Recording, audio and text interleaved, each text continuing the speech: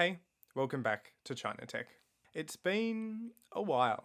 This channel's been pretty silent for the past 2 years, and it was looking like it was going to stay that way. Or at least until I stumbled on the Miyoo Mini. As soon as I saw it, I just knew I had to get one and make a video. So here we are. This package has just arrived, and inside is the Miyoo Mini, the miniature retro gaming handheld that revived this channel. We're going to be opening this box up, and I'm going to give you my very first impressions on the Miyoo Mini. Let's jump in. So here's the box. Opening it up, and you can see there's not much to it. We've got the Miyoo Mini itself in its protective travel case. We've also got a USB-C cable for charging and a micro SD card adapter. The travel case feels solid. It reminds me actually of one of my old cases I had for my Nintendo DS, and I think I'd be able to trust it to keep my Mini safe in a backpack or from small drops. Opening the case up, we've got the Miyoo Mini itself in this cute little bag. It was wedged in really well, and after struggling like an absolute turkey for a second, I did manage to get it out. There's also some instructions and a glass screen protector. Back to the Mini, and here we are. You can see just how small it is in my hand, but the build feels overall pretty solid. The housing's made of a tough plastic, which has a good feeling. The plastic housing does mean that the Miyoo Mini is pretty light, but it's not so light that it feels cheap or tacky. Now taking a tour around the body of the Mini. Up the front you can see we have the screen and the face buttons. The buttons all feel really great actually. The D-pad is a good size and moves well, and the 4 face buttons are tactile and travel smoothly. The start, select and menu buttons are also nice and clicky. On the left side of the Mini we've got a volume wheel, which was a little bit stiff but it's nothing terrible. On the bottom we've got a headphone jack, a micro SD slot and a USB-C port for charging.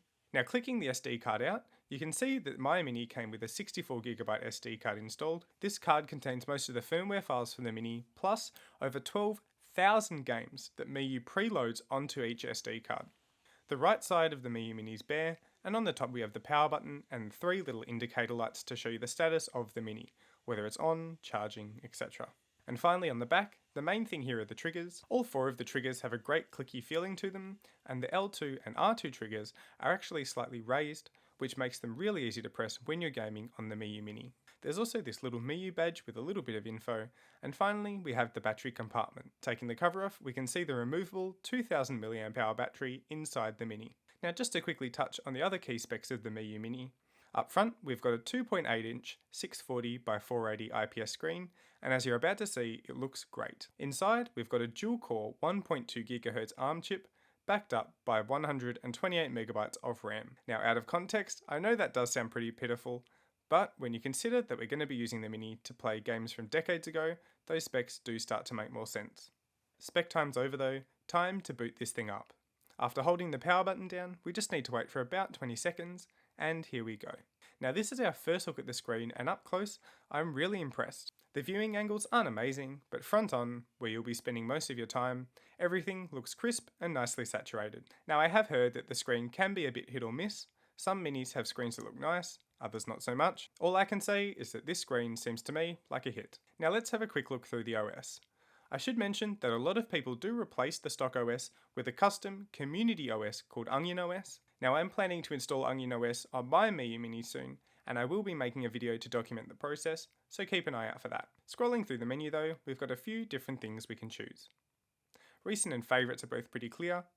Game is where we can go to look at all the different pre-installed emulators. There's 15 in total, all the way from NES to PS1 games. Opening up the Game Boy Advanced emulator, you can see we have a massive number of included games. Over 1800, which is pretty nuts, and that's just for the Game Boy Advanced. The other emulators are a similar story with heaps of preloaded games. This is actually really handy. It means you don't have to go ROM hunting to start playing games on your Mini, and that's a big plus. RetroArch emulators are also available for custom emulators and things like MAME or arcade games. There's also 2 pre-installed apps, the main one being a basic file browser. And finally we get to the system settings, and there's actually some pretty good stuff here. We've got brightness, which most importantly lets us set the screen nice and dark for some late night gaming. There are other options for language, volume and system theme, as well as for checking our device info, which can be important for installing custom firmware. Now just going back to themes for a sec, the Miyoo Mini actually has a ton of really cool themes that come pre-installed. Here's a cool one I found, and all up there's 16 different themes for you to check out. Heading back though, how about we actually boot a game up and check things out?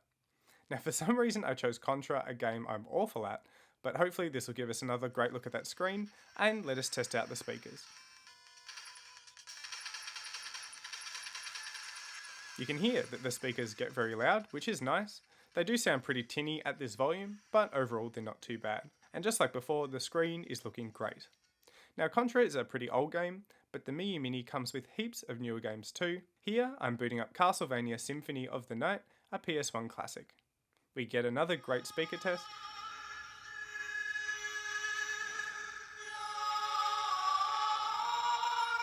And at least in this intro section, there's no lag and the game is running really nicely.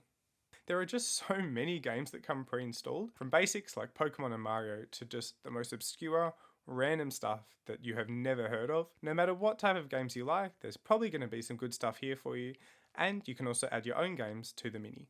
We're actually getting to the end of the video though, so just to go over my main impressions. Overall, I've got to say I am really impressed. Physically, the Mini feels great in the hand, and all the buttons are really smooth, clicky, and responsive.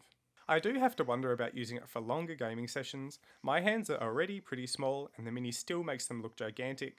I imagine that things could get pretty uncomfortable pretty quickly for people with bigger hands. Durability is also a bit of a concern for me.